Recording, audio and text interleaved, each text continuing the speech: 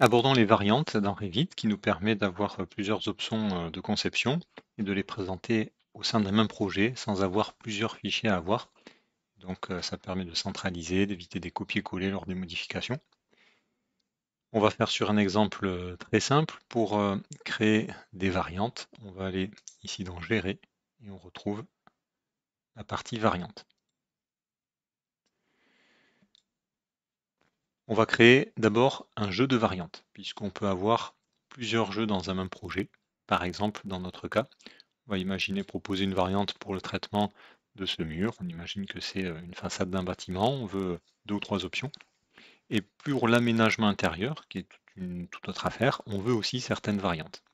Donc on va créer un jeu de variantes, qu'on va renommer par exemple façade.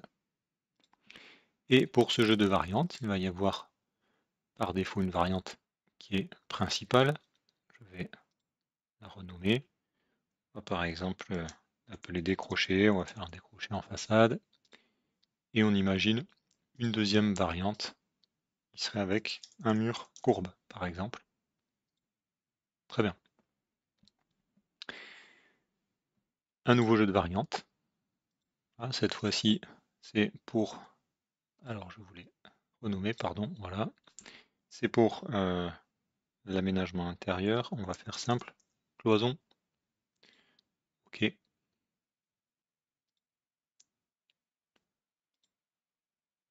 Renommer. Allez, des cloisons en symétrie.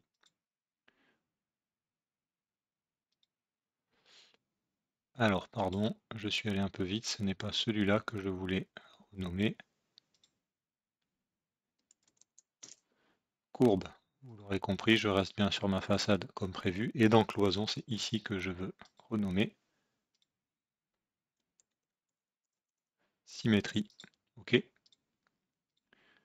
Renommer. Et on va imaginer agrandir les cloisons et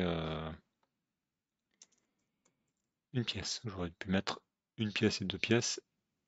Mais très bien. On va agrandir. Et puis décaler cette cloison et on supprimera ça dans la variante. Donc 2 grandes zones sur lesquelles je vais travailler, mais qui appartiennent à des jeux de variantes différents. Maintenant que j'ai créé celle-là, je vais pouvoir dire quelles parties de mon bâtiment vont faire partie de ces variantes. Je vais sélectionner ce mur. Et alors je peux aller en bas ou sinon dans Gérer, c'est la même chose. Ajouter au jeu. Voilà. À quel jeu de variantes je veux attribuer cet élément, façade. Et dans mon cas, cet élément va appartenir aux deux variantes, même si je vais le modifier. Donc je laisse cocher ces deux éléments. OK. Maintenant, je peux sélectionner tous les éléments de mon modèle, mais je ne peux plus sélectionner cet élément, puisque je suis dans mon modèle de base, et que j'ai attribué cet élément à une variante. Il est donc sorti de mon modèle de base. Je vais donc aller chercher ici, dans mon jeu de variantes, façade, par exemple, cette variante. Puisque j'ai attribué cet élément à ce jeu de variantes, il est accessible, alors que les éléments du modèle de base ne sont plus accessibles. Alors, je vais tout simplement créer un mur. Voilà, peu importe les dimensions. Très bien. Venir scinder et puis ajuster, prolonger. Voilà, ce sera mon premier élément. Très bien. Alors, je vais toujours dans Gérer. Vous avez aussi la même chose en bas.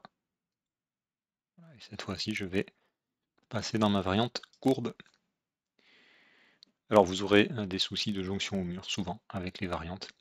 Dans mon exemple, voilà, je ne vais pas me soucier de le remettre, mais ça vous arrivera régulièrement, il faudra reprendre des fois les jonctions. Et sur celui-ci, je vais créer donc encore un mur. Allez, courbe, puisque je l'ai appelé courbe, il faut que je fasse une courbe. Voilà, très bien. Je vais de même le scinder et puis ajuster.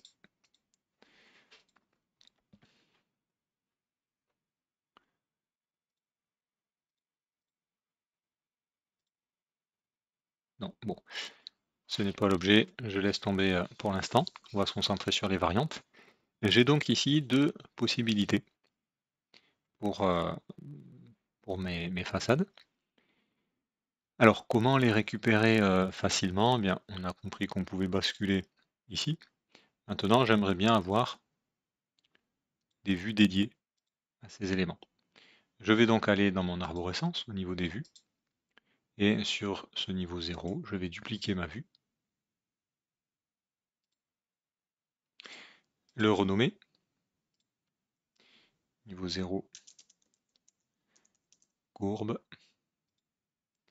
Non, je ne veux pas renommer le niveau. Et niveau 0,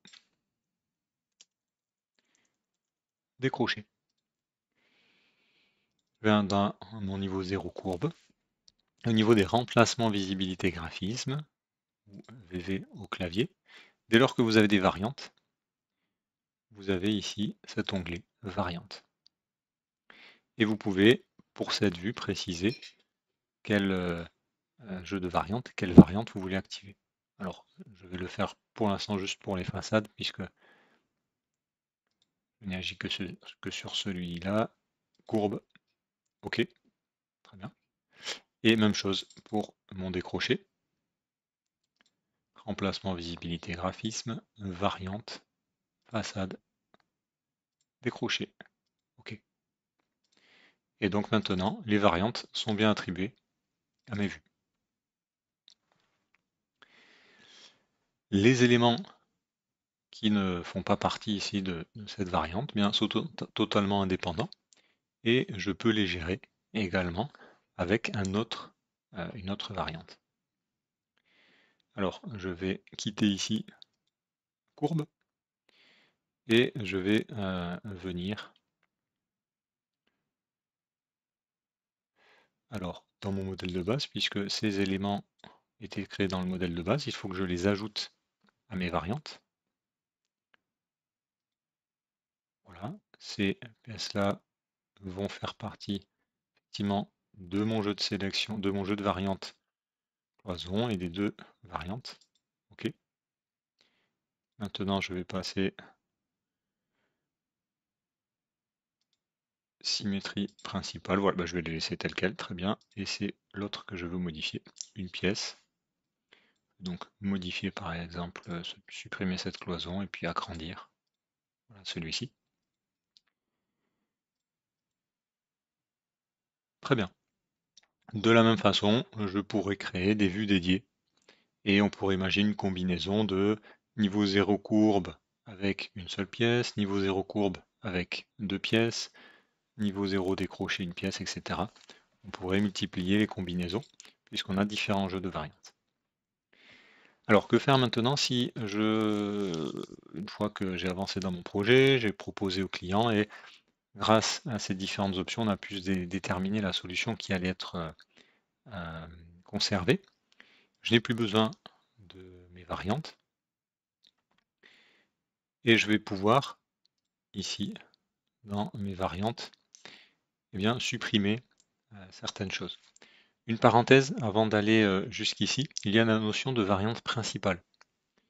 Bien sûr, on a vu qu'on pouvait gérer au niveau de nos vues ce qu'on veut voir affiché, mais par défaut, dans toutes les vues du projet, c'est bien celle qui est en principale que l'on va voir.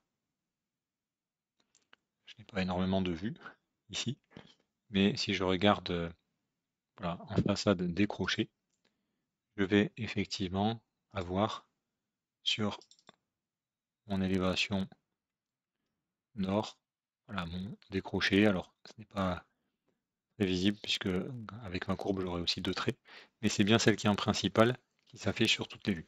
Donc, si on veut changer ça et avoir sur toutes les vues par défaut sans avoir des réglages au niveau des remplacements de visibilité courbe, eh bien, on va sélectionner. Alors, il faut que je termine la modification puisque j'étais en train de modifier ma variante, donc je pense à terminer ma modification. On sélectionne la variante que l'on veut devenir principale, et puis tout simplement, on vient cocher ici rendre principal. Voilà. Vous avez vu un léger décalage de trait. Donc par défaut, toutes les vues vont bien prendre cette représentation puisque c'est ma variante principale.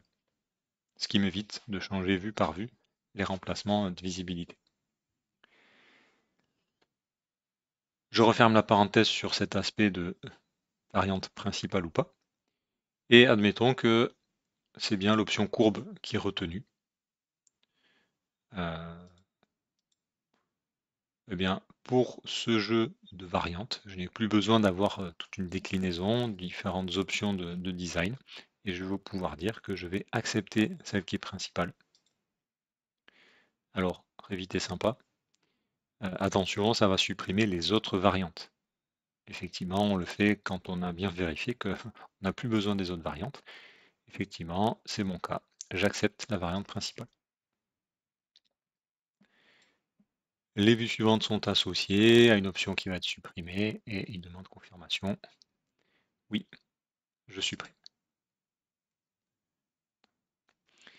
Puisque j'ai validé une variante de mon jeu de variantes façade, eh bien, je n'en ai plus besoin et tout a disparu sur mes variantes. Mais ça n'a eu aucune incidence sur l'autre jeu de variantes des cloisons.